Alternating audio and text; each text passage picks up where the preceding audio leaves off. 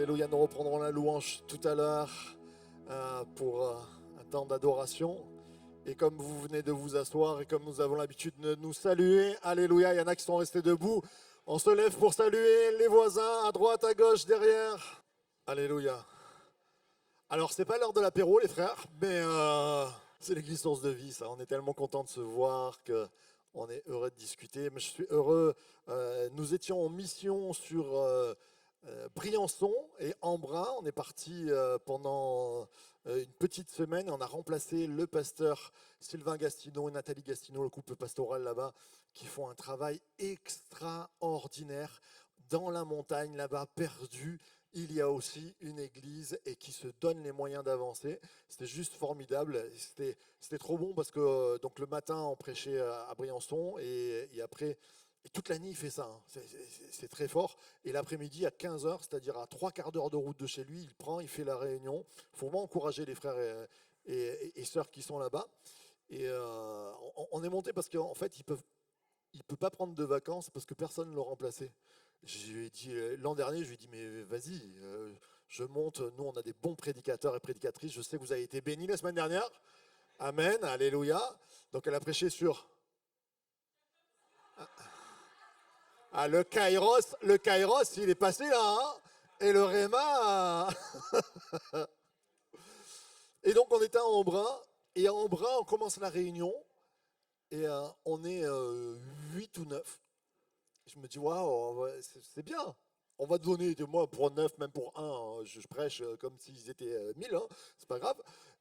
Et là, on a 15 Hollandais qui débarquent, des jeunes étudiants, et c'était trop fort parce qu'ils arrivent et je discute avec la jeune fille qui était un peu leur leader, et je dis, il parle un peu français, elle me dit, non, pas du tout, elle parlait, et je dis, tu me traduis? Elle me dit, bah, et elle est venue me traduire, on s'est adapté, c'est ça l'église, c'est l'adaptation, on a passé un moment céleste, c'est juste waouh. Et en fait, ça c'était c'était la raison qu'on a mis devant, mais la véritable raison, c'est que ça faisait 2 semaines que Franck n'était pas à l'église, on l'avait vu dans la montagne, et donc on s'est dit vers Briançon-la-Grave, on est allé les chercher. Alors, comme on l'a retrouvé ce matin, j'aimerais qu'il puisse présenter ces moments. Allez, Franck, viens ici, on conclut. C'est le plus beau de nos alpinistes, j'allais dire. Tu veux bien présenter ces moments à Dieu? Alors, on aime plaisanter, mais on croit aussi que même dans le sourire et dans le rire, il y a aussi la présence de Dieu. Et surtout, il y a un moment pour toi ce matin où Dieu veut te bénir. On va se lever ensemble encore, si la santé vous le permet, et on va prier. Amen, Seigneur. Je te bénis, Seigneur, pour ma part, pour la beauté de ta création, Seigneur Jésus. C'est une simplement petite chose, Seigneur, de ce que tu peux faire, Seigneur Jésus. Tu nous as mis dans un endroit merveilleux, Seigneur. Mais tu peux aussi faire de nos cœurs, Seigneur, un endroit merveilleux. En venant, Seigneur, habiter, Seigneur. Et le plus important, Seigneur, c'est qu'on reconnaisse qui tu es. Seigneur, qu'on le sache, qu'on le réalise, qu'on le vive. Seigneur, parce que seul toi, tu peux nous apporter, Seigneur, la paix, la vie, Seigneur Jésus. Seigneur, cette lumière que tu dis être, Seigneur, tu es venu habiter en nous, Seigneur, et on veut que, Seigneur, elle prenne toute la place. Seigneur, renouvelle notre intelligence, parce que tu vis en nous, et Seigneur, on le sait, on le dit, mais on a besoin que tu renouvelles notre intelligence, qui est, Seigneur, toute cette vie en nous, Seigneur Jésus, que ça prenne la possession de nos vies, Seigneur, pour qu'on puisse refléter, Seigneur, ta gloire. Je te loue, je te bénis de ce que tu es, Seigneur, dans les petites choses, les choses simples, Seigneur Jésus, que j'ai pu vivre, Seigneur Jésus, la sécurité, Seigneur, les moments simples de vacances, Seigneur Jésus, tu es là, Seigneur, et je te loue, je te bénis. Amen. Gloire à Dieu. Gloire à Dieu, la bénédiction de sa création. Il y a des amis étrangers. If you need translation, some people need translation this morning. No, it's okay for no need translation. Ok, mon anglais peut-être pourri aussi. Bon, ça va. Si vous n'avez pas besoin, sinon en haut, vous pouvez aller. On improvisera une traduction ou avec Suzanne ou avec, mais là personne n'a levé la main, donc pas besoin de traduction, translation. aussi de retrouver des amis qui sont en vacances et des amis qui nous reviennent de loin. On a Anaïs Rambaud qui est rentrée de tout son périple. On peut l'accueillir comme il se doit. On est très heureux de te voir, ma grande. Et puis, journée quand même assez spéciale aujourd'hui, 27 juillet 2025. Nous célébrons les 30 ans de pasteur Timothée qui est là. Ça.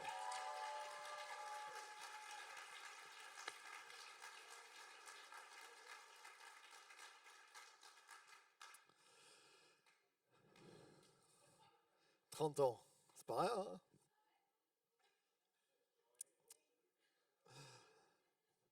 Voilà, c'était bien l'église ce matin. Soyez bien. Non, très heureux d'être là. On continue notre aventure avec Summer Church. Et Summer Church, pourquoi cette thématique? Eh bien, bien sûr, c'est l'été, mais je crois que plus que dans d'autres temps dans l'année, on a besoin de Dieu pendant l'été, parce qu'on a besoin de se renouveler, on a besoin de se ressourcer, on a besoin d'être encouragé. Certains sont en vacances et je crois qu'il y a un temps spécial pour toi, toi qui es en vacances, qui viens parmi nous, peut-être pour la première fois dans cette église. Il y a un temps de bénédiction, même pendant l'été. Et puis pour nous, ça fait, pour certains, vous avez passé 1000 fois dans l'église, eh bien, il y a aussi un renouvellement de bénédiction. Dieu est celui qui se renouvelle et qui renouvelle sa bénédiction. Regardez dans la parole de Dieu, chaque matin, il faisait lever la manne, c'est-à-dire une nourriture que Dieu donnait au peuple d'Israël. Et chaque matin, ça se renouvelait. Et il y avait une double part pour le Shabbat. Je crois qu'il y a une double part pour toi ce matin. Amen. Il y a une double part de bénédiction et on s'attend à une vague de l'esprit. Ce sera mon titre ce matin, la vague de l'esprit. Alors, tiens, la vague de l'esprit, qu'est-ce que ça va parler de quoi? Pour certains, vous avez tous une image différente de la vague de l'esprit, je pense. Peut-être c'est les premières fois que tu viens et tu te dis la vague de l'esprit. Donc on va parler de quelque chose qui vient rafraîchir mon esprit. Alors peut-être, peut-être qu'il y a des amis, ça fait longtemps que vous êtes chrétiens, charismatiques. Vous, la vague de l'esprit, c'est plutôt une vague du Saint-Esprit qui vient sur vous, qui donne des charismes et des temps de bénédiction dans le passé que vous avez vécu. Peut-être pour d'autres, la vague de l'esprit, c'est tout simplement un mouvement que Dieu nous donne et nous fait aller de l'avant. Alors c'est un peu tout. Et on va essayer de voir ce matin, je crois qu'il y a une bénédiction particulière pour chacun d'entre nous. C'est-à-dire c'est la première fois que tu viens, je veux te dire, Dieu a une vague de fraîcheur pour ta vie ce matin qui est poussée par l'esprit. Qu'est-ce que c'est l'esprit? Quand on parle de l'esprit, c'est pas notre esprit, c'est pas notre intelligence, c'est l'esprit de Dieu. Parce que des fois, nous, en tant que chrétiens, on dit l'esprit. L'esprit, on se comprend entre nous. Mais quelquefois, le vocabulaire, si c'est la première fois que tu viens, l'esprit de Dieu, qu'est-ce que c'est? Eh bien, Dieu, il nous a dit que sa définition, c'est Dieu est amour. Dieu est amour. Il faut en parler de ça. Hein. Souvent, on pense que Dieu, il est vilain, dur, méchant, je ne sais pas. Dieu est amour, c'est sa définition, c'est la Bible qui le dit. Dieu est amour, mais il a aussi une définition, j'allais dire physique, c'est que Dieu est esprit. C'est-à-dire, il a un côté immatériel. Il peut apparaître, il peut parler, mais la définition physique de Dieu, c'est qu'il est esprit. Et pourquoi c'est important? Parce que s'il est esprit, il peut être là ce matin avec nous, et Dieu est aussi ce matin avec des Chinois, avec des Américains, avec des Africains, dans le monde entier. Dieu peut agir. Et c'est ça la force, toute puissance de Dieu, c'est que Dieu est esprit, qu'il peut agir. Alors une vague de l'esprit, c'est-à-dire c'est une action de Dieu ce matin, spécialement pour chacun d'entre nous. Puisque Dieu est esprit et qu'il peut se dématérialiser en Chine, en Amérique, il se dématérialise aussi pour chacun d'entre nous. C'est-à-dire qu'il n'y a pas qu'une bénédiction juste de masse sur l'Église. Oui, il y a une grosse bénédiction ce matin, on s'attend à ça, mais certains vont se dire ouais, mais moi je ne l'ai pas eu. Non, il y a une bénédiction pour Ambre, il y a une bénédiction pour Timothée, 30 ans, double bénédiction. Il y a une bénédiction pour Patrice, il y a une bénédiction pour Esther, pour Enzo, pour chacun d'entre nous. Pour chacun qui lève sa main ce matin, il peut y avoir une bénédiction. Ah, ils sont rapides, ça va. Dieu peut nous toucher individuellement, même quand on est en groupe. Et ça, c'est fort. Et c'est là toute la richesse de Dieu. C'est-à-dire qu'à un moment donné, il y a une vague de l'esprit. Pour moi, dans ma complexité, dans mon vécu, dans mon présent, dans ce que je passe en ce moment. Et quelquefois, les gens me disent « Ah, mais je viens à l'église, mais je ne veux même pas demander, je sais qu'il y a des gens qui souffrent plus que moi. » Mais ce n'est pas ça l'histoire. C'est que Dieu connaît aussi ta souffrance et que Dieu veut bénir aussi ta souffrance et qu'il peut s'occuper de ta souffrance et de la souffrance plus grande. Il n'est pas comme vous savez, les urgentistes, et j'aime beaucoup l'hôpital, gloire à Dieu, on a des hôpitaux en France, on a les urgences, tout ça, et merci Seigneur qu'on ait cette aide, mais des fois tu arrives dans les urgences, c'est sale comble, tu ne peux pas passer, tu te dis là, je vais attendre 8 heures. Avec Dieu, tu ne vas pas attendre 8 heures. Si tu saisis par la foi, tu vas être béni maintenant. Et toutes les personnes que nous sommes là, on peut recevoir cette vague de l'Esprit. Et ce matin, j'aimerais t'amener, au-delà d'un temps, comme je disais, pour les anciens chrétiens pentecôtistes, nous, la vague de l'Esprit, on est balayé par une sorte de sensation qui vient bénir notre vie. Alléluia, c'est très bon. Mais je vais vous choquer, je crois qu'en enfer, il y aura des gens qui ont été baptisés du Saint-Esprit. Ça pique là, hein. Il y a des gens qui ont vécu l'Église pendant des années, qui ont reçu des charismes, qui ont reçu des dons, qui ont reçu tout, qui ont eu des cadeaux formidables, et pourtant, qui rateront le coche. Parce qu'ils n'ont pas reçu un renouvellement, une vague de l'Esprit. Et la vague va nous parler aussi de ce mouvement. Ce n'est pas parce que tu as été baptisé un jour, ce n'est pas parce que tu as été baptisé du Saint-Esprit, ce n'est pas parce que tu as été rempli de Dieu qu'à un moment donné, ton eau doit stagner. Quand ça stagne, quand c'est qu'une flaque et que c'est nauséabond, ce n'est pas parce que c'est pas ton passé qui est en train d'écrire ton présent là. C'est qu'il faut un renouvellement et la vague va nous parler d'un mouvement. C'est une vague, ça bouge. Tu peux mettre l'autre. Quand je te fais ça, on peut applaudir aussi Maëlie qui se lance à la. Quand je te fais ça, tu me regardes, on y va. Une vague pour bouger dans ta saison là. Et c'est l'introduction de mon message. Tu as besoin de bouger. C'est les premières fois que tu viens. Tu as bougé jusqu'ici. Et je te dis un grand bravo. Et ça, c'est super bon. Et Dieu va faire bouger les choses. C'est pas un hasard que tu sois là. Ça bouge déjà dans ta saison parce que tu viens ici et tu sens une vague qui va venir. Mais il y a des croyants, ça fait des années que vous venez, c'est comme une habitude et on reste au bord de la mer et on aime que la mer soit calme. Mais Dieu te dit, je t'appelle à passer de l'autre bord. Je t'appelle à prendre la vague, je t'appelle à bouger. Dieu est un Dieu de mouvement. Il n'a pas fait une saison, il a fait 4 saisons. Il n'a pas fait un ciel que bleu, il a fait des nuages pour qu'il y ait la pluie, pour qu'il y ait des tempêtes, pour qu'il y ait des choses. Et Dieu veut t'amener, même si toi tu passes par la tempête en ce moment, il dit, je suis en train de souffler et ça va bouger dans ta vie. Amen. Alors ce matin, c'est une prédication sur bouger. La vague de l'Esprit, ce n'est pas juste un tressaillement du Saint-Esprit qu'on sent en nous, c'est un changement de saison radical. C'est un changement qui va balayer tout le fond marin, j'allais dire, que tu as accumulé pendant l'année. Et c'est ça aussi, l'été à source de vie. Le Summer Church, c'est une église qui bouge même en été. Une église qui vient remuer par l'action du Saint-Esprit tout ce qui se passe. J'aimerais entendre un grand Amen, un mouvement, un changement de saison, applaudir le Seigneur pour dire « je m'y prépare ». Ce matin, on va quitter le rivage et on va lire un texte ensemble. On pourrait se lever si la santé vous le permet. Ça se trouve dans 1 Roi 18, verset 41. C'est l'histoire de Élie le prophète. Il y a 3 ans de désert et on va voir 3 ans sans pluie, 3 ans de sécheresse. Et puis il va se passer quelque chose. Akab, le deuxième personnage, c'est le grand roi d'Israël. C'est un roi d'Israël qui règne, il a eu un gros règne. Ce n'est pas un gars forcément très bien, même pas trop. Et puis il est mal marié, il est marié avec une super méchante. C'est comme ça. Et voilà, Élie c'est le prophète de Dieu, Akab c'est le roi, qui n'est pas trop spirituel, mais qui va bénéficier de la spiritualité de Dieu. Puis Élie dit à Akab, monte manger et boire, car il y a un grondement annonciateur de pluie. On peut faire un grondement? Non, vous n'êtes pas bon pour le grondement. Hein. Si je vous dis le grondement annonce la pluie sur nos vies. Allez, on le refait. Puis Élie dit à Akab, monte manger et boire, car il y a un grondement annonciateur de pluie. Ça c'est bien.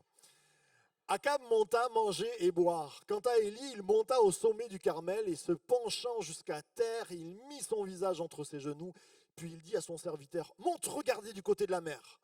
Le serviteur monta, regarda et dit, il n'y a rien. Élie dit 7 fois, retourne-y. La 7e fois, le serviteur dit, ah, voici un petit nuage qui s'élève au-dessus de la mer et qui est de la taille d'une pomme de la main. Élie dit, monte, dira Akab, attelle ton char, descends, afin que la pluie ne puisse pas te retenir. En quelques instants, le ciel devint noir de nuages, le vent souffla, il y eut une forte pluie. Akab monta sur son char et partit pour Jizréel. La main de l'Éternel reposa sur Élie qui noua sa ceinture et courut devant le char d'Akab jusqu'à l'entrée de Jizréel. Amen, amen et amen. Vous pouvez prendre place.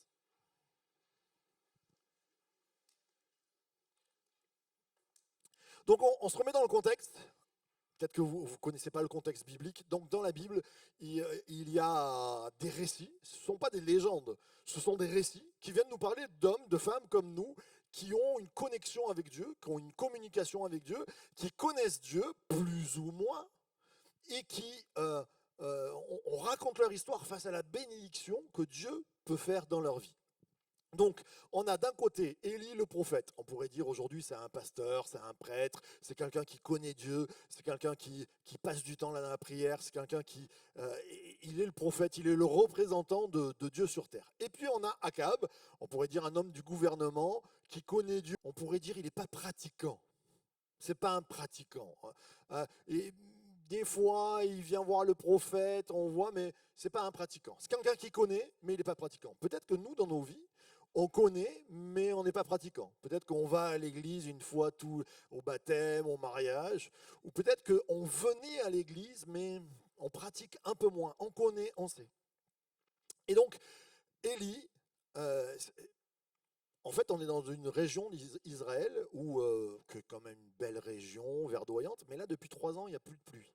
C'est-à-dire que pendant 3 ans, c'est la sécheresse. 3 ans sans pouvoir bien récolter, 3 ans sans fruits, et donc même les animaux commencent à devenir en famine, et donc le peuple entier est en famine. Ça va vraiment pas bien. Et dans ce moment-là, Élie va dire au roi Akab, monte manger et boire, car il y a un grondement annonciateur de pluie. Il y a un bruit. Et pourquoi les autres ne le voient pas? Lui, il l'entend. Il a l'oreille affûtée. Il sait qu'il y a une vague de changement qui est en train d'arriver. Et là, qu'est-ce qu'il va faire? Il va monter au mont Carmel et il va prier.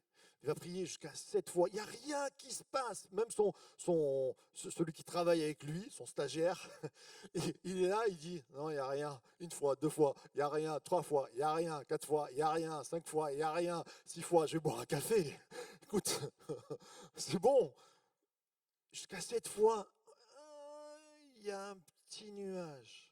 Et j'aime la réponse d'Élie, qui va dire, hâte-toi. Mais attends, il y a un nuage. On ne va pas s'enflammer là quand même. Mais Élie sait que ça vient. Il a senti le grondement qui vient de la part de Dieu. Il a senti que ça va chambouler toute chose. Et il lui dit, hâte-toi, il y a la bénédiction. Et qu'est-ce qui se passe? La pluie arrive et il retourne à Jizréel. Et il y a Akab qui part avec le char. Et c'est très intéressant. Élie, il est où? Il court devant le char. Il y a quand même quelques kilomètres. Il est plein d'énergie renouvelée par la bénédiction. Ce que je veux te dire ce matin, ce qu'il va y avoir pour toi et pour moi, c'est que tu peux passer par 3 ans de sécheresse et peut-être que tu es là ce matin après 3 ans de sécheresse. Peut-être que même ça te parle ces 3 années. Peut-être que tu passes par un temps où c'est pas irrigué, où tu manges comme des peuples quand ils sont dans la famine, c'est-à-dire tu es vivant mais tu es amaigri dans ton âme, amaigri spirituellement. Ça va pas psychologiquement. Peut-être que il y a beaucoup de déprime dans ta vie. Peut-être c'est à la limite de la dépression ou peut-être tu y es totalement et Dieu vient faire intervenir son prophète pour te dire la vague de l'Éternel est en train d'arriver. Saisis-la ce matin. Et ce matin, je ne me prends pas pour le prophète, je dis, l'Église est une voie prophétique. L'Église, source de vie, on s'appelle source de vie. En plus, tu es à l'endroit pour être ressourcé, pour être renouvelé. C'est ton kairos, c'est ton moment pour recevoir le réma. J'aimerais entendre un grand amen. Alors, premièrement, ce qu'on peut dire, c'est qu'une vague, ça se sent. J'entends le grondement de la pluie. Rien n'est visible, mais l'atmosphère est en train de changer. Rien n'est visible, mais l'atmosphère change. Une vague, ça se sent, ça s'entend. Élie est là, personne ne l'entend, mais lui, il dit, j'entends un grondement. Et il va dire à Akab, allez, monte et va manger. Qu'est-ce que c'est que cette histoire? Monte, va manger. Je crois que c'est un peu prophétique de ce que nous faisons là ce matin. Quand on t'a invité à l'église, et quand tu viens à l'église, c'est pour monter, pour venir manger. Il nous a dit que la parole de Dieu, elle est comme du pain. Et quand on prend le pain, ça nourrit, et bien la parole de Dieu, elle vient nous nourrir. Il y a un partage entre nous ce matin. Et l'Église, elle est prophétique en ça, elle dit, pour recevoir la vague, pour préparer, pour entendre le grondement des eaux, pour entendre ce que Dieu veut dire, pour sentir la saison changer, monte à l'église. Viens écouter, viens manger. Et il lui dit à Akab qui n'est pas un, je vous dis, c'est pas un pratiquant. Mais Élie lui dit, là, maintenant, c'est le moment. Tu n'as pas pratiqué dans ta vie. Il n'est pas en train de lui mettre une fessée. Hein. D'ailleurs, Élie ne lui met jamais une fessée à Akab. Ça, c'est intéressant. Akab, quand même, c'est pas le top du top. Mais il ne lui met pas de fessée. Il ne lui fait pas de reproche. Il lui dit, maintenant, c'est le temps de manger. Et je crois que pour toi, pour moi, c'est le temps de manger. Je ne suis pas là en train de dire à des jeunes, à des moins jeunes qui sont partiellement là, et on ne vous a pas vu, et si, et là. Non, je suis en train de te dire, c'est le moment de venir manger, c'est le temps de Dieu. L'église sera toujours ouverte pour toi. Et peut-être que tu prendras un temps de recul dans ta vie, et ça nous est arrivé quelquefois. Mais Dieu, je veux te dire de la part de l'église source de vie, tu seras toujours le bienvenu. On ne te regardera pas avec un œil comme ça en te disant, mais t'étais où?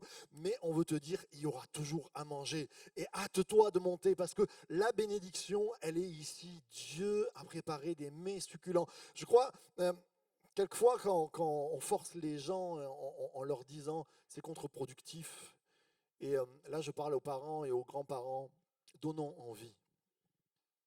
Donnons envie.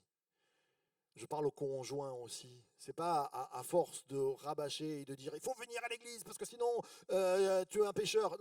En fait, c'est pas du tout ça.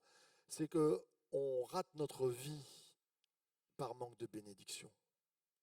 Et combien l'église ne doit pas être un forcing, mais doit être le repas, le restaurant où nous devons aller. Combien même pour nous, je ne viens pas ici de force. Bon, je suis pasteur, tu vas me dire, moi. Mais quand je me lève le dimanche matin, je suis le premier à me dire, Dieu va me parler, il va avoir une pensée pour moi, il va y avoir des frères et sœurs, on va connecter et peut-être que je vais entendre une parole de toi, Seigneur. Il y a une part de bénédiction. Moi, j'aime aller au restaurant. Qui c'est qui aime aller au restaurant? Ah, il y a quand même pas mal de gens qui aiment aller au restaurant. Pourquoi on aime aller au restaurant? Parce que tu vas bien manger, parce que tu es détendu, parce que c'est beau, parce que c'est bon, parce que tu vas goûter quelque chose de nouveau que toi. À chaque fois, tu fais à manger à la maison et tu tournes un peu en rond, des pâtes, du riz, des légumes, de la viande. Et là, tu vas découvrir quelque chose de bon, un burger, un truc qui se mange avec les mains, bizarre quoi. Eh bien, l'église, c'est ça. C'est un moment où Dieu a préparé les meilleurs mets. Et quelquefois, on oublie et on se dit, ah, l'église, non, c'est là où il y a une bénédiction et je veux te donner envie. Pour moi, la plus grande bénédiction de ma vie, mais vraiment, je vous le dis, c'est l'église, qu'elle soit ici ou ailleurs. Quand j'y suis allé et que des fois mon cœur était en sécheresse, Dieu avait prévu au travers de l'église un moment de source. Et Dieu te dit ce matin, viens, mange, prends du temps. Il n'est pas dans le reproche. Il te dit, tu veux changer ta vie, tu veux marquer dans le but, aller droit au but comme l'OM, tu veux pas rater le but, péché, c'est la même racine, eh bien viens manger, j'ai des mets succulents pour toi. Et ce matin, on veut être comme ça, comme Élie qui dit, viens manger, monte à manger. Le Saint-Esprit agit d'abord, l'atmosphère est en train de changer, et je crois qu'il nous faut avoir des oreilles spirituelles avant des yeux. Combien de fois nos yeux physiques nous disent, oula, ça va pas. Et pourtant, là, on est en pleine sécheresse. Ça ne va pas du tout. Peut-être que le roi, il dit, mais pourquoi il me fait aller manger? Personne n'a mangé, je vais aller manger. Mais lui, il sait déjà qu'il y a un changement. Et je crois que les chrétiens, on n'est pas des doudingues. Hein. Vous savez, dans ce monde-là, doudingues, c'est-à-dire des gens super gentils. Ouais, je suis dans la joie, super, comment tu vas? Ouais, très bien. Et puis, il n'y a rien autour de eux. Non, le monde va super, super, super mal. Il y a des choses qui sont terribles. Des fois, il y a des actions. L'autre fois, je regardais en Inde, là, il y a une femme qui a été battue, on ne sait pas pourquoi, à mort. Quoi.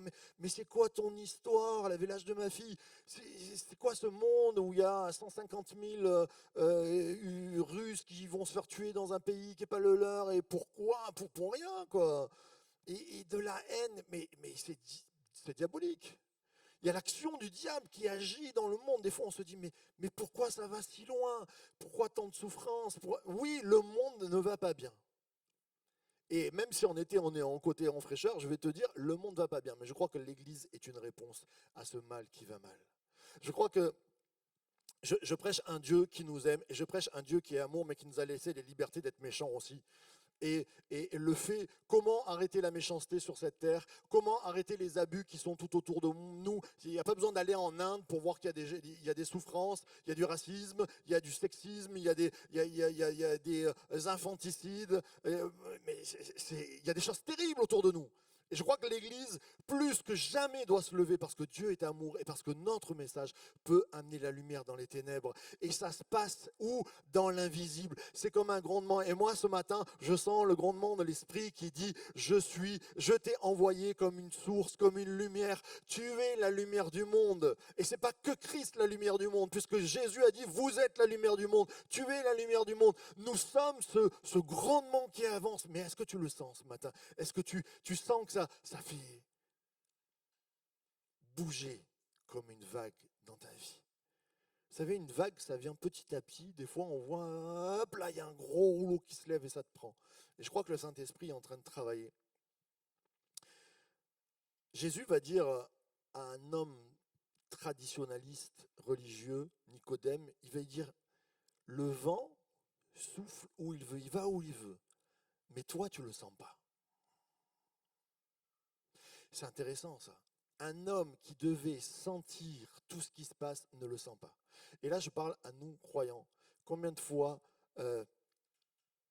le vent vient, les vagues de l'Esprit viennent, le Saint-Esprit est en train de renouveler, il y a des saisons qui s'annoncent et nous, on ne le sent pas. On est assis sur notre chaise, peut-être avec la tête dans les soucis, peut-être en train de regarder par terre et en train de dire, oh, le sable, il est chaud, oh, il y a du vent, il y a pas... mais la vague, elle est là et Dieu l'a préparée. J'aime Rick Warren qui a une citation qui dit, Dieu envoie des vagues tout le temps. C'est un grand pasteur américain, et il dit, Dieu envoie des vagues tout le temps. C'est pas toi qui fais la vague. Dieu a fait des nuages, c'est pas toi qui les as fait. Dieu a fait le vent, c'est pas toi qui l'as fait. Dieu a fait des vagues et il envoie le. Toi, tu as juste à prendre ta planche de surf, à monter, elle est là la planche de surf, à monter sur la vague, à attendre la vague et à y aller. Et Dieu renouvelle tout le temps des vagues. Et je crois qu'il y a un grondement que Dieu est en train de préparer. Combien j'aime voir les vagues déjà qui se sont écoulées depuis des années. L'Église a 80 ans et on voit des années de bénédiction bien avant nous. Il y a eu des réunions de prière qui ont changé la face de cette ville, qui ont changé la face de beaucoup de personnes. Il y a 6 ans, on montait par exemple l'épicerie de Zoé. Combien ça a changé de personnes. Il y a des témoignages. J'aime trop lire les témoignages qui ont été donnés pendant l'Assemblée Générale. Il y a des choses extraordinaires qui se passent. Il y a des vagues. Et quelquefois, nous, on peut être là et dire, ah ouais, c'est bien pour Alexandra. Ah, c'est bien pour Pascal. Ah, c'est bien pour un tel. Mais toi, est-ce que tu as pris la vague? Et je crois que Dieu nous amène à changer de saison. Dieu te dit, entends le grondement qui se passe. C'est la première fois que tu viens, tu sens qu'il y a quelque chose qui se passe dans ton cœur. C'est Dieu qui vient parler dans le silence, dans l'invisible, mais avec les oreilles spirituelles, on le sent. Il y a un proverbe chinois qu'on va afficher qui dit, les vagues ne se lèvent pas s'il n'y a pas de vent. Les vagues ne se lèvent pas s'il n'y a pas de vent. C'est vrai, quand il n'y a pas de vent, tu ne peux pas naviguer. Tu ne peux pas prendre le bateau et dire je pars. Il n'y a pas de vague parce qu'il n'y a pas de vent. C'est intéressant de voir qu'en hébreu, le vent se dit roar et c'est le même mot que esprit. Le mot esprit de Dieu, l'esprit de Dieu, c'est roar. Il n'y a pas de vague sans vent. Et je crois qu'au milieu de nous, le Saint-Esprit, Dieu lui-même, est en train de souffler sur l'Église ce matin. Et je crois vraiment particulièrement qu'il y a un temps spécial pour nous ce matin, si tu le saisis. Il y a une nouvelle saison. Peut-être que tu viens pour la première fois et tu te dis, j'ai besoin de changement. Le Saint-Esprit est en train de souffler. Dieu lui-même souffle. Il y a une vague qui se lève. Peut-être que tu es venu avec un problème de maladie. Je crois à ce moment précis où Dieu te fait changer de saison. Jésus va dire à un moment donné à ses disciples, passons de l'autre bord. Tu as besoin de passer de l'autre bord. Tu as besoin que ça bouge. Tu as besoin que cette vague de la sentir. Et je suis en train de te dire, la prédication de l'évangile, le cri de l'église, c'est te dire, c'est en train de gronder, c'est en train de souffler. Le Saint-Esprit fait des choses grandes et merveilleuses pour chacun d'entre nous. Mais toi, tu es à côté et tu ne le vois pas. Ne sois pas comme Nicodème, mais saisis l'espoir ce matin. C'est ça la foi. La différence, elle se joue dans la foi. Elle se joue dans le « je saisis ». Je saisis l'espoir, je saisis la foi. Je comprends que Lucie, elle a été guérie et bénie. Eh bien, moi aussi, je peux le saisir ce matin. J'ai entendu des témoignages, et on pourrait faire passer 150 personnes ce matin pour dire les témoignages qui se passent, mais il y a des bénédictions toutes particulières. Sébastien, il n'est pas là ce matin. Mais il est là, Sébastien? Non, il n'est pas là. Mais Sébastien, on devait l'opérer. On a un frère qui était à l'hôpital et il avait un problème au côlon. Bon, maintenant, on peut le dire puisque c'est passé.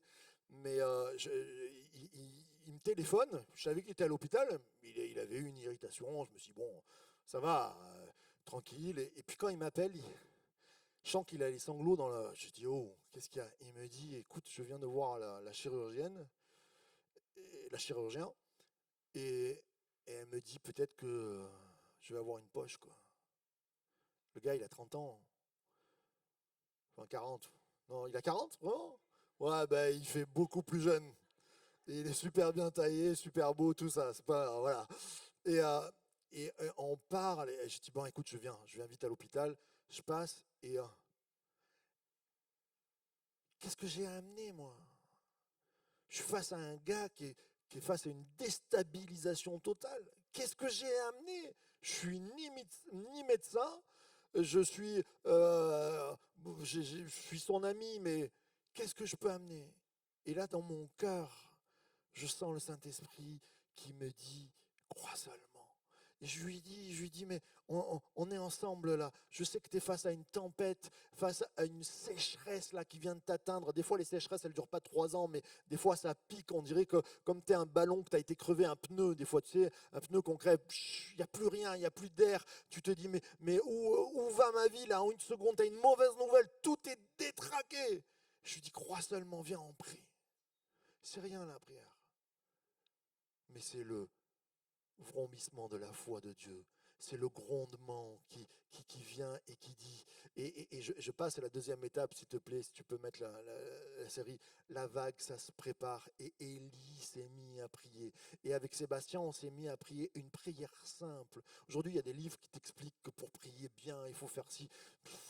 C'est quoi ton histoire? Pour prier bien, il faut avoir juste la foi. Il faut saisir le moment. Sortez de ces livres, sortez de ces, j'allais dire, de ces émissions et de ces cours qui vous disent comment il faut prier en 18 étapes, sentir 30%, 45%. Jésus n'a jamais fait ça. Juste, est-ce que tu as la foi? Est-ce que tu le crois seulement? Est-ce que tu le saisis maintenant?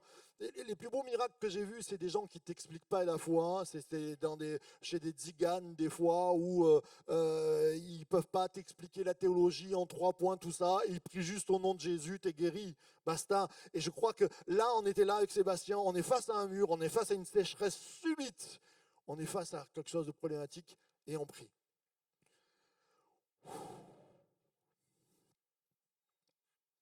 Un petit peu comme Élie qui monte sur le Carmel. Carmel, ça veut dire, vous savez ce que ça veut dire Carmel? Oui, c'est le mont, oui, c'est la montagne. Oui, mais non, mais c'est pas bête. C'est la montagne luxuriante, verdoyante, mais c'est aussi le verger. C'est là où on va planter des graines. Et Élie, qu'est-ce qu'il fait? La vague, il la prépare. Il entend, il sait. Mais combien de fois, nous, on a entendu, on sait, on a entendu des témoignages, mais on ne prépare pas la vague. C'est-à-dire, ah bah ouais, ça gronde. Ok. mais tu regardes la route, tu regardes le sable, tu ne regardes pas la vague. Lui, Élie, il y a le grondement. Qu'est-ce qu'il fait? Il monte au mont Carmel, là où on plante, il monte au verger et il va planter des graines de foi. Il va prier. Et je me revois avec Sébastien, je prie, mais je suis parti à la maison et j'étais en train de préparer ma prédication et la soirée de jeunesse, il y avait la soirée de jeunesse, je sais plus, enfin, mais c'était super comble. Mais entre deux merguez que je préparais pour les jeunes et tout ça, alléluia, tu bénis Sébastien. Je plantais des graines de foi. Je plantais des graines de foi. Et combien, je crois que c'est 1 ou 2 jours après, normalement il devait se faire opérer le lendemain. Et puis quand ils vont pour l'opérer, ils font un dernier truc, ils disent, on ne comprend pas, votre côlon il a fait un bourrelet de graisse et vous devriez être, parce qu'ils avaient coupé toutes les, comment on appelle ça, les antibiotiques, normalement il aurait dû être jaune, il aurait dû être mort. Le gars il allait bien, Sébastien allait bien. Il dit mais c'est pas normal. Et il regarde et en fait ça a fait un bourrelet de graisse là où il y avait le trou, où normalement ça devait partir dans tout son ventre et puis plus rien.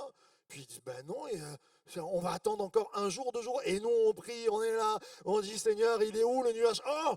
Et là quand il me témoigne le trou, c'est juste comblé, mais il faut continuer. On avait le nuage, petit comme une pomme, mais on avait entendu le grondement, on avait préparé la vague, et il y a quelque chose qui s'est passé. Et le frère, il n'a pas été opéré, il est sorti de l'hôpital, c'est juste extraordinaire.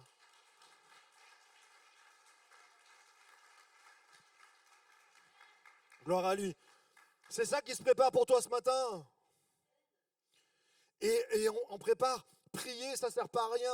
Tous les jeudis matins, bon, pas l'été, venez pas jeudi matin là. L'été, on prend en Shabbat, nous aussi. Mais de l'année, comment l'Église avance, comment les projets avancent, comment les gens se tournent à Dieu. Ils voient la lumière, comment nos enfants sont gardés. Mais je crois qu'il y a des choses qui ont été coupées, court-circuitées. On saura juste au ciel, on ne sait même pas ce qui s'est passé, comment la protection de Dieu a été là. Mais parce qu'on monte et on prépare la vague toute l'année. Avec les équipiers, on est là, on plie le genou et on dit Seigneur, vous savez, le dimanche j'aime beaucoup, mais pour moi la clé exactement, notre marmite, notre bouilloire là, c'est le jeudi matin à 6h30, c'est là que ça s'est joué. Premier agrandissement, vraiment une parole du Seigneur, pousse les murs. Je dis Seigneur, mais c'est pas normal, on ne peut pas pousser les murs, le mur il est maître là-bas. Mais dans les 5 minutes, Dieu me donnait la réponse, le mur il n'était pas maître. On l'a découvert avec Enzo là ce matin, on a dit mais c'est pas possible, Dieu parle. Mais oui, Dieu parle, Dieu va dire à ton oreille, c'est le moment de bouger, c'est le moment d'actionner. Et il vient et une vague se prépare et ça se prépare comment? Ça se prépare dans la prière. Mon frère et ma soeur, c'est quoi la prière? C'est pas des grands mots éloquents forcément, ou des choses comme ça. Oui, on peut avoir des prières éloquentes, gloire à Dieu aussi, mais c'est juste s'adresser à Dieu. Comme ce brigand à la croix qui regarde Jésus, il comprend rien, c'est pas un pratiquant, il est en train de mourir, mais il reconnaît que Jésus, il reconnaît une vague spirituelle, il sent qu'il y a quelque chose d'autre. Les autres, il y a des crucifiés autour de lui, mais lui, il y a quelque chose de différent. En Jésus-Christ, il sent, il dit, mais il y a quelque chose, il est le Fils de Dieu, il ressent en lui. Et peut-être ce matin, tu ressens, et comme cet homme, Jésus va lui dire, aujourd'hui, tu seras avec moi dans mon royaume. Et ce matin, ce n'est pas la prière, c'est juste reconnaître que Dieu est vivant, que Dieu peut faire quelque chose pour ta vie, et que Dieu va agir ce matin. Que tu sois chrétien de longue date ou la première fois que tu viens ici, Dieu veut agir. Alors, une vague, ça se prépare. Ça se prépare avec de la prière, ça se prépare avec persistance. 7 fois, chiffre de la perfection, il va y aller. Mais elle est folle cette histoire. Allez, va voir, va voir. Et j'aime voir le serviteur qui va voir, qui va écouter. Et je crois qu'on n'est pas des fous non plus, on ne part pas à l'aveuglette. Tant qu'il n'y a pas de signe, il n'y va pas.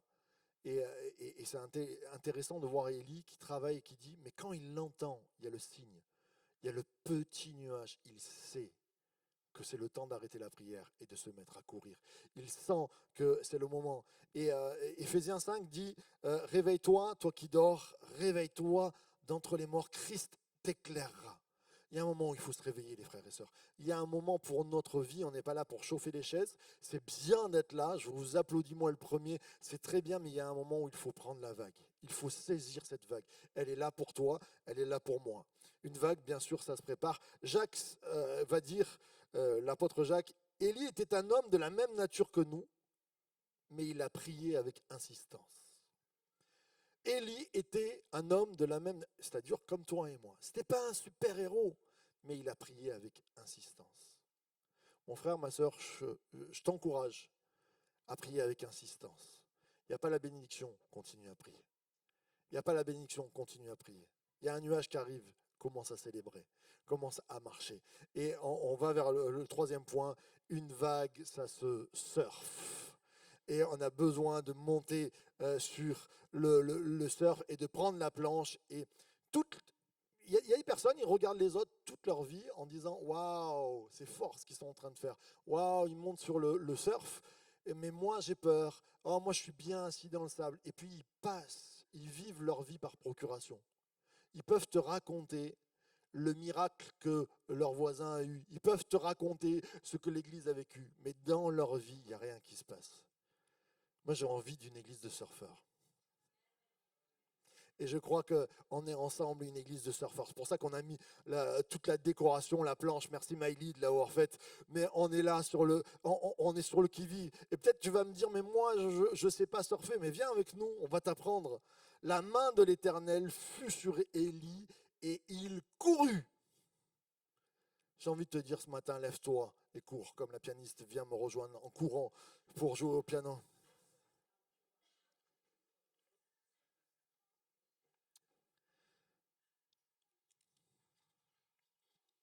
Certains regardent la vague toute leur vie. Et c'est bien dommage qu'ils ne prennent pas la vague. Ce matin, peut-être tu te dis waouh, l'église, mais ça a l'air bien, mais c'est pas pour moi, mais c'est pas l'église que je te propose. C'est une relation avec Dieu. Bien sûr, l'église, c'est ce qui t'amène, mais ce matin, c'est plus qu'un rendez-vous auquel tu as accepté. C'est un moment avec Dieu qui te dit tu peux changer de saison. C'est pour toi aussi. Tu as entendu des bénédictions. Il y a peut-être un temps de bénédiction pour toi aussi ce matin. Il y a peut-être un temps de guérison. Tu as entendu parler d'une guérison et si Dieu te guérissait ce matin. Tu as entendu parler de renouvellement. Il y a des croyants qui ont été baptisés du Saint-Esprit il y a des années. Ça fait combien de temps que tu ne parles plus en langue? Ça fait combien de temps que tu ne sens plus la présence de Dieu? Ça fait combien de temps que tu n'as plus pleuré devant Dieu? Ça fait combien de temps que tu n'as plus prié? Ça fait combien de temps que tu n'as plus ouvert ta parole? Ça fait combien de temps que tu n'as plus été touché par Dieu? Je ne suis pas là en train de te dire c'est pas bien. Je suis en train de te dire, tu es en train de vivre une disette, une famine, reviens à Dieu. Il a des mets succulents. L'église Source de Vie, elle est là pour te présenter, te préparer. Le but de ma prédication, c'est, si tu es perdu dans ta vie, change de rivage, viens avec nous. Si tu es paumé, si là, dans ta vie, tu ne sais plus où tu en es, tu as des questions existentielles, je peux te dire que Dieu est la réponse à ta saison. Il veut te faire changer. Il y a une vague qui se lève et tu le sens au fond de ton cœur. Prends le surf. Monte avec nous. Tu vas voir combien Dieu est grand. Peut-être que tu es sauvé, mais ça fait des années que tu regardes les autres servir. Ça fait des années que tu regardes les autres être bénis. Je crois qu'il y a un temps où Dieu veut te dire comme à Akab, monte, mange, attelle ton char. Et prends le char et va. Seigneur te fait mettre en mouvement. Il y a une vague qui vient se lever. Et je suis tellement triste que dans nos églises, souvent la vague spirituelle, elle amène à un moment, à un instant T où les gens disent « Waouh, ça a été grandiose, j'ai senti la présence de Dieu » et puis il n'y a rien qui change dans leur vie, leur caractère est toujours aussi mauvais, il n'y a pas de bénédiction, ça grandit pas, mais parce qu'ils ont cru qu'une goutte d'eau spirituelle, que juste une éclaboussure comme ça, disaient « Waouh, c'était ça », mais Dieu, quand il donne une vague de l'esprit, c'est pour que tu bouges, c'est pour passer de l'autre bord, c'est pour que ta vie entière soit en mouvement. C'est pas une douche.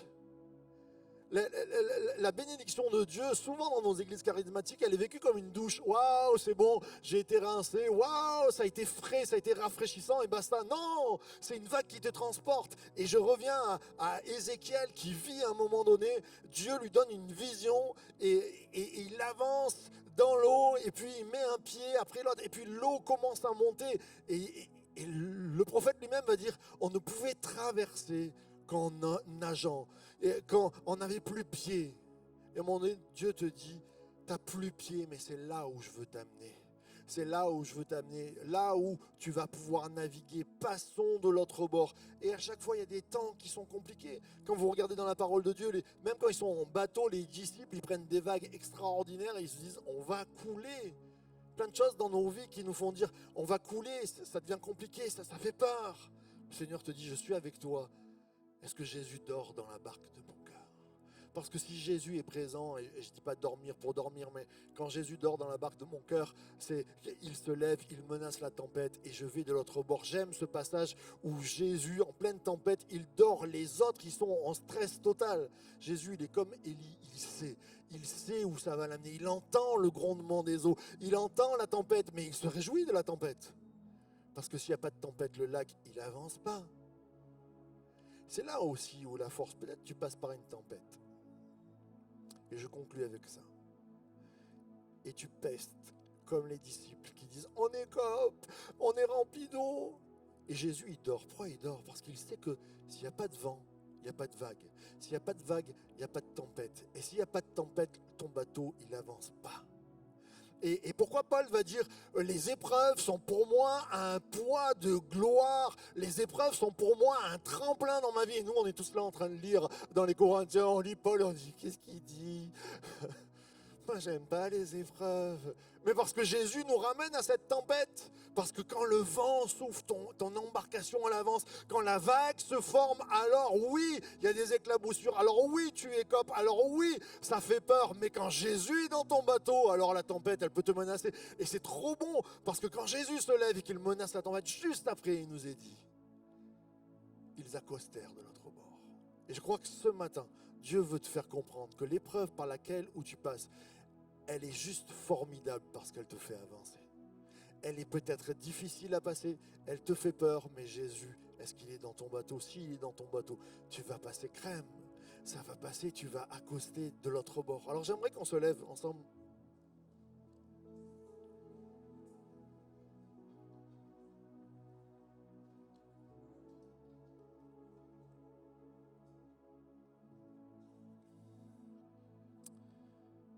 Alléluia.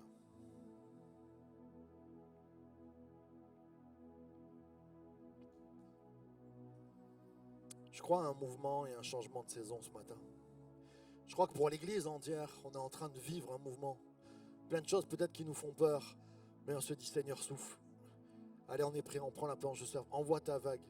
Allez, on prend l'embarcation, allez, on va de l'avant. Je crois que Dieu prépare les vagues et les vagues après vagues, et ça serait dommage de les regarder toute notre vie, de les rater. Dieu te dit, embarque maintenant, passe de l'autre bord. On est devant le Seigneur ce matin.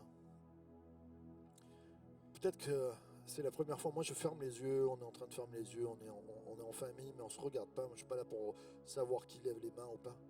Mais peut-être que tu viens pour les premières fois, peut-être que ça fait longtemps que tu n'étais pas venu à l'église, et tu sens ce grondement, tu ressens, tu as le feeling là, où Dieu te parle, tu sens quelque chose dans ton cœur, tu te dis, mais c'est vrai, il y a quelque chose qui vibre en moi. Et pourquoi pas changer de saison avec Dieu? Alors juste comme un signe à Dieu, et tout le monde a les yeux fermés, mais tu peux lever ta main là où tu es et dire Seigneur, regarde-moi, je réponds à ton appel. Ce que tu entends, ce que tu ressens, ce n'est pas un stress émotionnel. Ce que tu ressens au fond de ton cœur qui est en train de vibrer, c'est juste l'appel de Dieu. C'est l'Esprit, le vent du Saint-Esprit qui souffle sur ta vie. Alors que tu lèves la main en disant Seigneur, j'ai besoin de toi, j'ai besoin d'un renouvellement. Le Seigneur veut le faire. Puis il y a des croyants qui sont là, qui sentent comme un moment de désert. Ça fait des années que tu vis dans le désert. Ça fait des années où les autres sont bénis, mais toi, tu passes à côté. Et le Seigneur te dit, n'aie pas peur, ton épreuve, n'aie pas peur de la vague, elle est là pour te faire avancer plus vite, plus loin. Et peut-être que tu as juste besoin de réconfort ce matin, d'être ressourcé, mais tu peux lever ta main juste devant le Seigneur en disant, j'ai confiance en toi. Moi, je suis le premier à lever ma main face à des défis, face à des choses qui me font peur, face à l'éducation de mes enfants, face à toutes sortes de choses qui viennent prendre et qui sont comme des vagues sur nos vies, et où on se dit on va écoper, mais est-ce qu'on va couler? Non, le Seigneur est là et te dit mais non, tu vas avancer et ça sera pour la gloire. Alors je lève la main et tu peux la lever pour dire Seigneur, j'ai besoin de toi, j'ai besoin d'être ressourcé, j'ai besoin d'aller de l'avant. Alléluia. Alléluia. Gloire à toi Seigneur. Notre Père, tu es le Dieu d'amour et tu es le Dieu esprit. Tu es le Dieu rouard. Tu es le Dieu vent qui passe au milieu de nous et qui répond à chacun particulièrement. Il n'y a pas de défi trop grand pour toi, il n'y a pas de peine trop petite, mais tu passes en chacun de nous et tu viens nous ressourcer. Et tu viens nous relever, et tu viens menacer la tempête, mais tu viens nous faire avancer sur les eaux. Oh, alléluia. Notre Père, je te prie pour chacun d'entre nous. Je te prie pour tous ceux qui sont là, pour ceux qui viennent pour la première fois, comme pour ceux des millièmes fois. Seigneur, que tu répondes maintenant par une bénédiction d'encouragement, de fortification. Notre main est levée, nous disons, nous choisissons la foi. Je choisis l'espoir, je choisis la foi, je choisis Jésus, je choisis de croire même là où mes yeux pleurent, je choisis de croire là où je ne vois plus rien, je choisis. Alléluia. Et alors que nous sommes dans la prière, que nous avons prié au nom du Père, du Fils et du Saint-Esprit, ce matin nous nous attendons à Dieu. Et peut-être qu'il y a eu un grondement de foi dans ta vie là. Ce matin, il y a eu un grondement là. Tu sens dans ton cœur que ça a été touché. Et avec les anciens, on s'est préparé, on va se préparer à prier pour toi. Peut-être que c'est pour une maladie dans ton corps. Et je crois que Dieu guérit instantanément. Je crois qu'il n'y a pas de manière de prier, il y a la prière de la foi qui sauvera le malade. C'est une prière de foi qu'on va faire ensemble. Et alors que les anciens se préparent à se mettre là, à côté de moi s'il vous plaît, on se prépare à la prière, on s'est déjà préparé depuis hier, depuis ce matin, on prie pour chacune des personnes qui vont venir là. Il y a un temps de guérison pour toi. Et puis je ne veux pas prier que pour la guérison du corps, il y a peut-être des gens qui ont besoin d'un renouveau, tout simplement. Alors quand tu t'approches, tu dis juste, j'ai besoin d'être guéri ou j'ai besoin d'un renouvellement et Dieu va le faire. Approchez-vous, soyez dans la foi, saisissez l'espoir maintenant.